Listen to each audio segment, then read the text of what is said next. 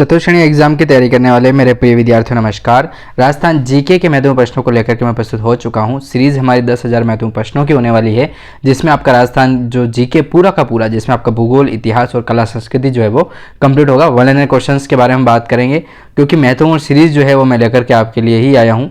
तो ये पीडीएफ जो है दोस्तों 360 पेज की होने वाली है। डाउनलोड करना चाहते हैं आप, लिंक आपको डिस्क्रिप्शन में दिया गया है। जल्दी से जाइए, इस पीडीएफ को डाउनलोड कीजिए और प्रतिदिन आप जो है वो 5 से 10 पेज पढ़ने का प्रयास करें, ताकि आप इस पेज जो इस सीरीज है वो एग्जाम से पहले कवर कर पाएंगे। ठीक है, चलिए प्रश्नों की ओर बढ़ते हैं और जानने का प्रयास करते हैं किस प्रकार के प्रश्न आपके चतुर्थ श्रेणी में आएंगे जीके से संबंधित। ठीक है, इतिहास की सीरीज चल रही है, जिसमें प्रश्न आता है अपना पहला 420 नंबर तक हमने बात की है। आगे क्वेश्चन की ओर बढ़ते हैं।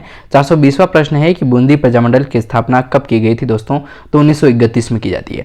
100 क्वेश्चन इसलिए हैं ताकि आप डायरेक्ट क्वेश्चन और डायरेक्ट आंसर याद कर पाओगे। ठीक है ना। चलिए अगला प्रश्न आता है 421 नंबर का। प्रश्न है कि बूंदी प्रजामंडल के संस्थापक अध्यक्ष कौन थे दोस्तों? तो कांतिलाल शर्मा का नाम आता है। कांतिलाल शर्मा साहब जो हैं वो बूंदी प्रजामंडल के संस्थापक अध्यक्ष के रूप में माने जाते हैं। अगला प्रश्न है 422 नंबर का। प्रश्न कह रहा है कि नैनूराम शर्मा ने कोटा प्रजा प्रतिनिधि सभा का गठन जो है वो कब किया गया था? तो उनके द्वारा किया जाता है 1918 में दोस्तों। 1918 की बात है। नैनूराम शर्मा ने जो है वो कोटा प्रजा प्रतिनिधि सभा का जो है वो गठन किया गया था 1918 में। अगला प्रश्न है 423वां प्रश्न है कि बूंदी प्रजामंडल से किस क्रांतिकारी को निष्कासित कर दिया गया था? तो वो आता है नाम ऋषि दत्त मेहता का। ऋषि दत्त मेहता जो है वो बूंदी प्रजामंडल में क्रांतिकारी को जो है वो निष्कासित कर दिया गया था, ऋषि दत्त मेहता को। अगला प्रश्न है 424 नंबर का। प्रश्न आता है कि बूंदी राज्य लोक परिषद का गठन किसने किया था दोस्तों? तो ऋषि दत्त मेहता का नाम आता है।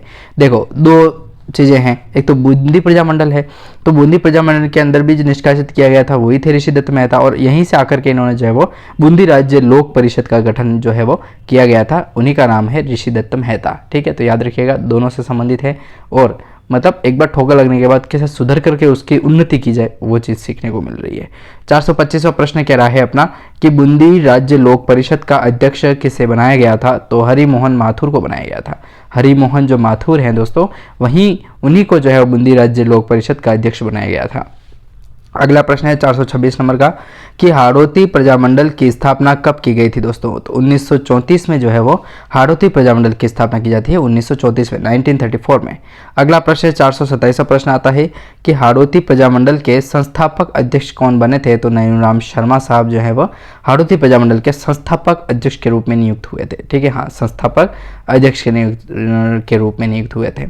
अगला प्रश्न देखें 428वां प्रश्न है कि हाड़ौती प्रजामंडल का प्रथम अधिवेशन कब हुआ था? तो 1934 में होता है हाड़ौती प्रजामंडल का पहला अधिवेशन। ठीक है, अगला प्रश्न कह रहा है 429 नंबर का कि हाड़ौती प्रजामंडल के प्रथम अधिवेशन की अध्यक्षता जो है वो किसके द्वारा की जाती है?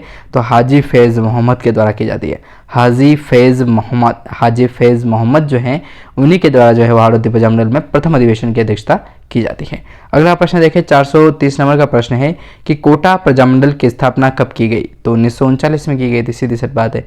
अगला प्रश्न है 431वां कि कोटा प्रजामंडल के संस्थापक अध्यक्ष जो है वो किसे बनाया गया था? तो नैनूराम शर्मा को ही बनाया गया था। ठीक है ना, हाँ, हाड़ौती प्रजामंडल के संस्थापक अध्यक्ष नैनूराम शर्मा, और कोटा प्रजामंडल के संस्थापक अध्यक्ष की बात करें तो वो भी नैनूराम शर्मा ही थे। अगला प्रश्न है 432वां प्रश्न आता है कि कोटा प्रजामंडल का प्रथम अधिवेशन कब हुआ था? तो 1939 में हुआ था। 433वां प्रश्न, कोटा प्रजामंडल का प्रथम अधिवेशन कहाँ हुआ था? तो मांगरोल बारह में होता है दोस्तों। मैं आपको प्रश्न बार बार रिपीट कराऊंगा ताकि आप इस सेशन में जो है वो याद कर पाएंगे। तो कोटा प्रजामंडल का जो प्रथम अधिवेशन है वो होता है 1939 में।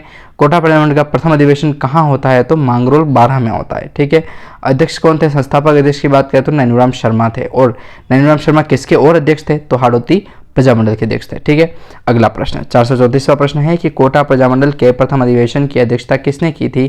तो नैनूराम शर्मा के द्वारा की जाती है। ठीक है ना, अब देखो जिसने गठन किया है वो पहला अध्यक्ष तो वही बनेगा ना यार। अगला प्रश्न, हाँ, शर्मा साहब थे, मैं भी शर्मा ही हूँ ना, संजय शर्मा। हाँ, अच्छा 435वां प्रश्न है कि 1941 में कोटा प्रजामंडल का अध्यक्ष किसे बनाया गया था? तो पंडित अभिन्न हरि जो हैं उनको बनाया गया था। 1941 में कोटा प्रजामंडल का अध्यक्ष बनाया गया था।